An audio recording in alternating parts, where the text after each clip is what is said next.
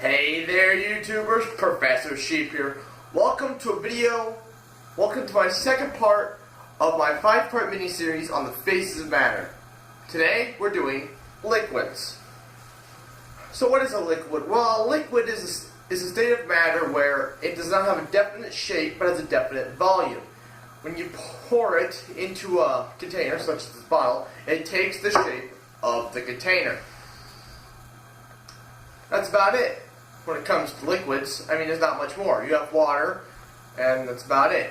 But there's a little bit more to that, I guess. Liquids have something called surface tension.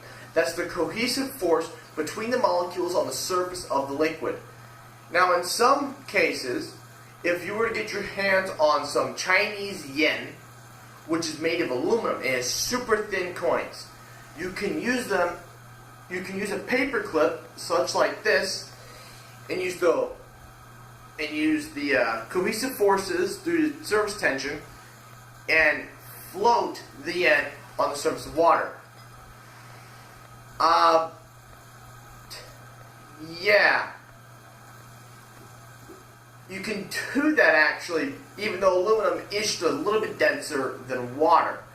But thanks to surface tension, the surface of the water is a little bit denser than the rest of the water, and that allows you to float the end on top.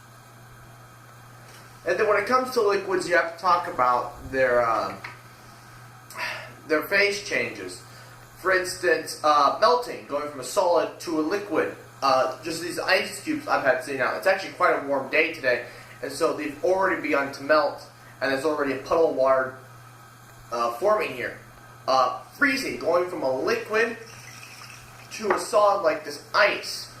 What happens here is the molecules begin to stack themselves and arrange themselves into crystalline structures. There are some liquid/solids that don't have a crystalline structure. I'll get into what a crystalline structure is in the solids video. But for now, I'm going to explain something called an amorphous solid.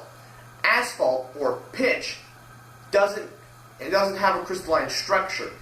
Its molecules are still able to slowly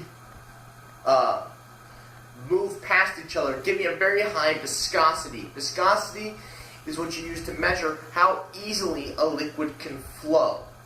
Asphalt is one of the most viscous fluids in the world, even though it's counted as an amorphous solid. It flows very, very slowly. One of the longest experiments in the world is the pitch drop. What they were trying to calculate is what is the viscosity of pitch, or asphalt.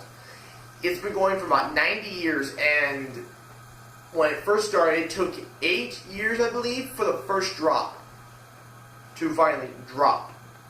It was it's insane how long it takes this stuff to flow. But something like water flows easily compared to something like asphalt. But liquids also vaporize. Now this can get dangerous when working something like mercury. Mercury can, at room temperature, vaporize a tiny bit, as can most fluids. Water is one, for example. And as that mercury vaporizes, you get mercury fumes in the air, and that can be very poisonous. So whenever working with mercury, which is a liquid metal, make sure you have a nice ventilated room as to prevent the mercury fumes from you inhaling them and getting poisoned. And then you have condensation, which is going from a gas to a liquid,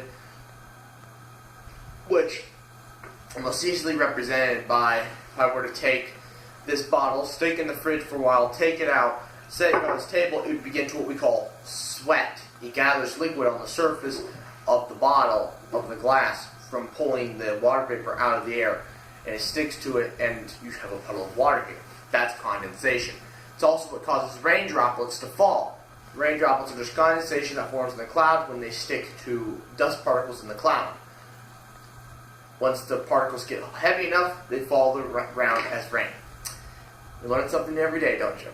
Anyways, I would like to thank you all for watching. Please like, comment, share, subscribe. New videos out every other day, and good night.